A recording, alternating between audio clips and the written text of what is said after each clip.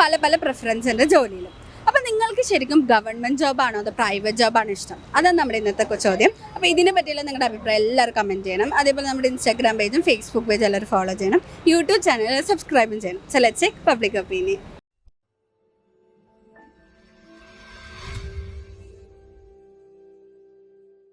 Government ജോബാണോ private ജോബാണോ ഏറ്റവും നല്ലതായിട്ടുള്ളത്? ഞാനൊരു സ്റ്റുഡൻറ്റാ. എന്നോട് ചോദിക്കുകയാണെങ്കിൽ ഗവൺമെൻറ് ജോലി നല്ലതാണ്. പക്ഷേ ഇന്നത്തെ കാലത്ത് കൂടുതൽ ആൾക്കാരും പുറത്തോട്ട് പോകാനാണ് നോക്കുന്നത്. പക്ഷെ നമ്മുടെ രാജ്യത്തിന് വേണ്ടി ജോലി ചെയ്യാൻ ആരെങ്കിലും വേണ്ടേ? അപ്പം ഗവൺമെൻറ് ജോലി നല്ലതാണ്, സെൻട്രൽ ഗവൺമെൻറ് നല്ലതാണ്, PSC നല്ലത്. പക്ഷെ ഇന്നത്തെ കാലത്ത് കിട്ടാൻ പാടാ, PSC കിട്ടാൻ പാടാ. സെൻട്രൽ ഗവൺമെൻറ് കിട്ടിയാൽ അത്രയും നല്ലത്. ഗവൺമെൻറ് ജോബാണോ പ്രൈവറ്റ് ജോബാണോ ഏറ്റവും ഇപ്പോൾ ഒരു സ്റ്റുഡന്റ് അല്ലെങ്കിൽ ഒരു ആളെ പേരൻസിനോട് ചോദിച്ചാൽ ഗവൺമെന്റ് ജോബ് സേഫ് ആയിരിക്കണം എന്നല്ലേ?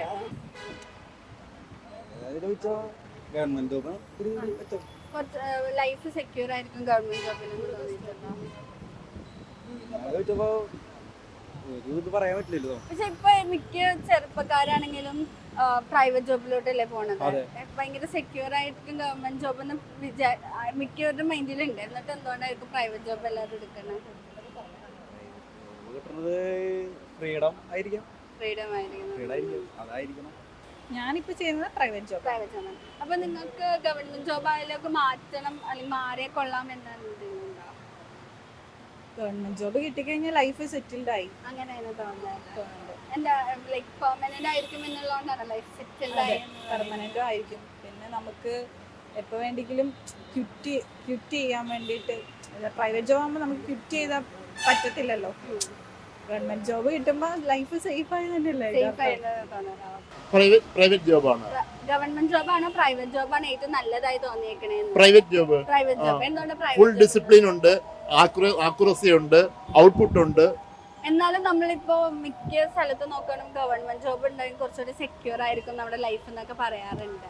അപ്പോൾ അങ്ങനെ നോക്കുവാണെങ്കിൽ, കാരണം പ്രൈവറ്റ് ജോബ് നമുക്ക് എപ്പോൾ വേണമെങ്കിലും പോവാം, പക്ഷെ ഗവൺമെന്റ് ജോബ് അങ്ങനെയല്ലല്ലോ. അപ്പൊ അങ്ങനെ നോക്കുമ്പോൾ ഏറ്റവും ബെറ്റർ തോന്നുന്നത് സെക്യൂർ ആ വ്യക്തിക്ക് വേണ്ടി ഗവൺമെന്റ് ജോബ് നല്ലതായിരിക്കും. പക്ഷേ രാജ്യത്തിന് വേണ്ടി പൊതുവെ പ്രൈവറ്റ് ജോബാണ് നല്ലത്, ഏറ്റവും നല്ലത്. ഒരുപാട് ഗുണങ്ങളുണ്ട്. ഡിസിപ്ലിൻ മിക്ക സ്ഥലം നമ്മൾ പ്രൈവറ്റൈസ് ആക്കിയിരുന്നുണ്ട്.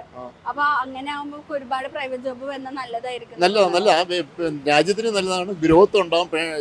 ഏറ്റവും കൂടുതൽ ആക്യുറസി, പേഴ്സണൽ ഗ്രോത്ത് ഒരുപാട് മീൻസ് എൻ്റെ എന്നുള്ള ആ ചിന്ത ഉണ്ടാവും. രണ്ടും കുഴപ്പമില്ല. എനിക്ക് ജോലി മതി ഇതാണ്.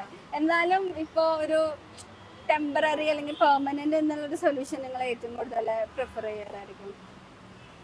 പെർമനന്റ് ഏതായിരിക്കും? ഗവൺമെന്റ് ആണോ പ്രൈവറ്റ് ആണോ നിങ്ങൾക്ക് തോന്നുന്നത് പെർമനന്റ് ആയിട്ട് നല്ലതായിരിക്കും അല്ലെങ്കിൽ ലൈഫ് ഗവൺമെന്റ് എന്ന് വെച്ചാൽ പെൻഷൻ അതെല്ലാം കിട്ടുന്നുണ്ടല്ലോ.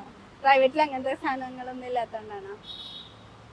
എന്നാലും ഏറ്റവും പെട്ടെന്ന് ജോലി കിട്ടാൻ ചാൻസ് ഉള്ള ഏതായിരിക്കും നിങ്ങൾക്ക്? പ്രൈവറ്റ് ലൈക്ക് ജോലിയുടെ കാര്യത്തിലും എല്ലാം കൊണ്ടും നമുക്കൊരു ഫീസിബിൾ ആയിരിക്കും എന്ന് തോന്നുന്നത് പ്രൈവറ്റ് ആണോ? അങ്ങനെ പ്രിഫറൻസ് ഒന്നുമില്ല അല്ലേ? ജോബ് ഏതായാലും ഇപ്പോഴത്തെ അവസ്ഥയിൽ ജോലി ഇവിടെ പെർമനന്റ് അല്ല. എന്നാലും നമ്മൾ ഇവിടെ ഇന്ത്യ വെച്ച് നോക്കുമ്പോൾ ഏറ്റവും സെക്യൂർ ആയ ജോലി അല്ലെങ്കിൽ നമ്മുടെ കരിയർ ഒന്ന് ബിൽഡ് ചെയ്യാൻ നല്ലതായ ഏതായിരിക്കും തോന്നിയേക്കണേ? ഗവൺമെന്റ് ജോബാണ് തോന്നിയേക്കണേ. അതാണ് കുറച്ചുകൂടെ സെക്യൂറും ഒരു ലൈഫ് സെറ്റിൽ ആവും എന്ന് തോന്നുന്നുണ്ടോ? വീട്ടുകാർക്ക് ഏറ്റവും ഇഷ്ടമുള്ളത് ഏതായിരിക്കും? എല്ലാരെങ്കിലും പറഞ്ഞിട്ടുണ്ടോ ഗവൺമെന്റ് പണിക്ക് വരുമെന്ന് പറഞ്ഞിട്ടുണ്ടോ? അല്ലാതെ ഗവൺമെന്റ് ജോബ് നമ്മുടെ പണ്ടത്തെ ഒരു ട്രെൻഡാണ് ചെക്കന് കെട്ടാൻ പോണ പെണ്ണിന്റെ ചെക്കന് ഗവൺമെന്റ് ജോബ് ആണെന്ന്. അങ്ങനെയൊക്കെ എന്തെങ്കിലും ഉണ്ടോ?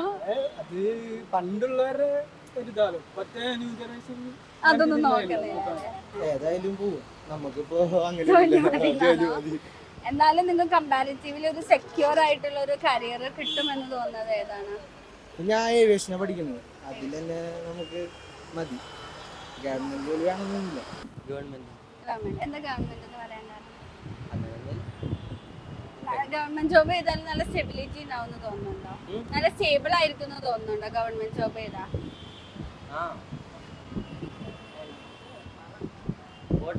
ഗവൺമെന്റ് ജോബിനോട് നമ്മൾ താല്പര്യം കാണിക്കുന്നുണ്ടെങ്കിലും ഇപ്പം എല്ലാവരും പിള്ളേർ എവിടെ ഗവൺമെന്റ് ജോബ് കിട്ടണേ? ചുരുക്കം ചില അല്ലേ, അതായത് വിരലിലുണ്ടാവുന്നതെന്ന് പറയാൻ പറ്റുള്ളൂ. പ്രൈവറ്റ് അല്ലേ, പ്രൈവറ്റ് ഫേംസ് അല്ലേ ഇപ്പോൾ കുതിച്ചു വരുന്നത്, ഓൺലൈൻ മാർക്കറ്റിംഗ് ഇതെല്ലാം ഓൺലൈനിൽ കൂടെ ഇപ്പോൾ മുളച്ചു വരുന്നത്. നമുക്ക് ഈ ചുറ്റുവട്ടത്തും കാണുന്ന മക്കളെയൊക്കെ നോക്കുമ്പോൾ കാണാൻ അറിയാം. അതിൽ 100 പേരിൽ 90% അതായത് 90% ഓൺലൈൻ ബിസിനസ്സിലേക്ക് എങ്ങനെ, അതായത് അവർ പിള്ളേരൊക്കെ ഇപ്പോൾ ഒരുപാട് മാറി, അവർക്ക് മതിയായി നമ്മളുടെ ഗവൺമെൻറ്റിൻ്റെ ചൂഷണം. നിസാരം ഈ റോഡൊക്കെ തന്നെ ഇന്നിപ്പോൾ നമ്മളുടെ ഇപ്പോൾ ഈ ഓരോ ഭാഗവും ഇവിടെ നിന്ന് അങ്ങോട്ട് വിട്ട് കഴിഞ്ഞാൽ കാണാം നിർത്തിക്കൂടെ ഓടുന്ന വാഹനങ്ങൾ, നിരവധി വാഹനങ്ങളാണ് ഓടുന്നത്. പക്ഷെ നമ്മൾ ഓണ്ട ഇതിൽ എല്ലാ ടാക്സും നമ്മൾ അടയ്ക്കുന്നുണ്ട്. എന്നിട്ട് എന്തുകൊണ്ട് നമുക്ക് ഇനി കട്ടമുണ്ടം കണ്ട് ഇങ്ങനെ ചാടി പോണ് വണ്ടികളൊക്കെ മോശമാകണ് ഇല്ലേ? പിന്നെ ഈ കുട്ടികൾ ഓൺലൈൻ ഇപ്പോൾ ഈ പറഞ്ഞ ഊബർ ഓട്ടം, അതൊക്കെ ഈ പറഞ്ഞ ഇവിടെയൊക്കെ പഠിക്കുന്ന കുട്ടികൾ കംപ്ലീറ്റ് പാർട്ട് ടൈം ജോബിന് പോവാണ്. അതായത് ഓൺലൈൻ പ്രൈവറ്റിലേക്ക് പോകുന്ന, അല്ലാതെ ഗവൺമെന്റ് സർവീസ് കിട്ടുമെന്ന് പറഞ്ഞുകൊണ്ട് നിങ്ങൾ ആഗ്രഹിച്ചെന്നിട്ട് കാര്യമില്ല. എക്കതാ പുറത്തോട്ട് പോവുകയാണ്. പുറത്തോട്ട് പോയിട്ട് എന്താ സംഭവിക്കണത്? അവിടെയും ഇതിനേക്കാളും ചില ഇതിലൊക്കെ നമുക്ക് യൂട്യൂബ് ചാനലൊക്കെ കാണുമ്പോൾ നമുക്ക് വിഷമം തോന്നിപ്പോകും. നമ്മുടേതായ മക്കൾ കിടന്ന് അവിടെ ചെന്ന് അനുഭവിക്കരുത്. ശരിയല്ലേ കഷ്ടപ്പാട്? എന്നാലും ഇവിടെ കടവും വിലയൊക്കെ വാങ്ങിച്ചിട്ട് ഈ കാരണന്മാർ മക്കളെ വിടുന്നത്.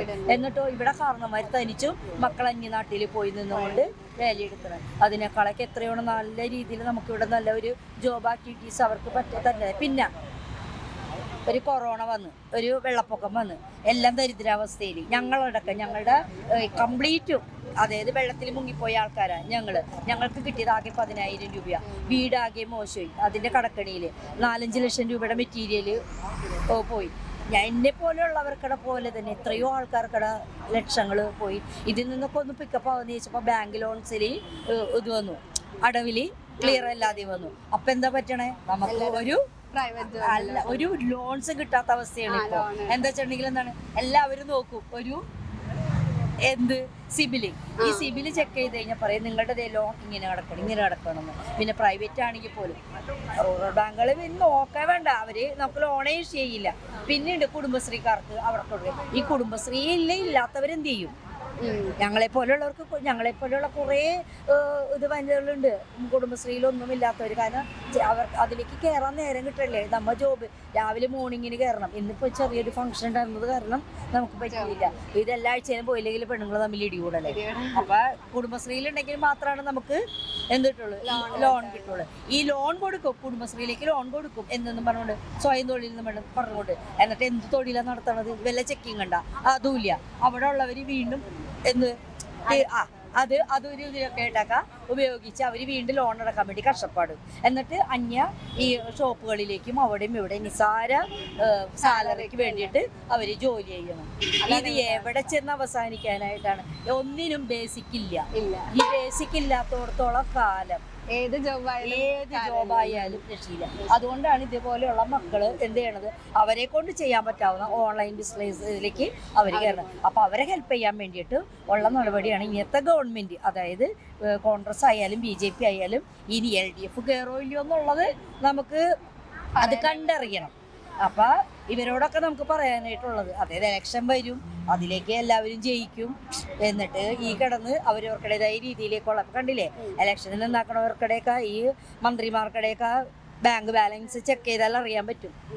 അതൊക്കെ ഈ പറഞ്ഞ പോലെ ന്യൂ ജനറേഷൻസിനൊക്കെ ഒരുമാതിരിയൊക്കെ മനസ്സിലായി തുടങ്ങി. മണ്ടന്മാരൊന്നുമല്ല നമ്മുടെ കേരളത്തിലെ മക്കൾ, എന്തായാലും നല്ല തലേക്കല്ലന്മാരാ.